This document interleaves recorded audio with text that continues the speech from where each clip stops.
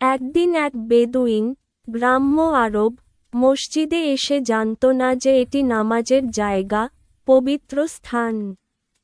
সে এসে এক কোণায় বসে প্রস্রাব করতে শুরু করল।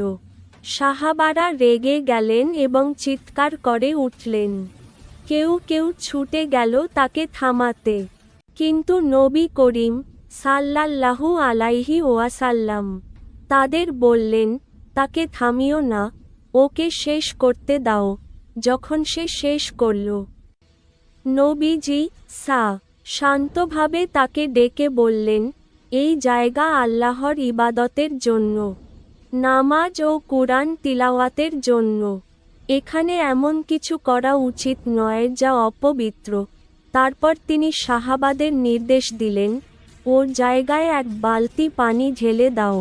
বেদুইন এই কোমল আচরণে অভিভূত হয়ে বলল, হে আল্লাহ, আমাকে এবং মুহাম্মদকে রহম করো। নবী করিম সাল্লাল্লাহু আলাইহি ওয়াসাল্লাম হেসে বললেন, তুমি আল্লাহর রহমতকে খুব সংকীর্ণ করে ফেললে। এটি আমাদের শেখায়, দাওয়াতে কোমলতা, ধৈর্য ও সহজতার মাধ্যমেই মানুষকে ইসলামের পথে আনা যায়। ভিডিওটি ভালো লাগলে লাইক, কমেন্ট ও শেয়ার করে পাশে থাকুন। আপনার একটিমাত্র শেয়ার অন্যের জীবনে পরিবর্তন আনতে পারে।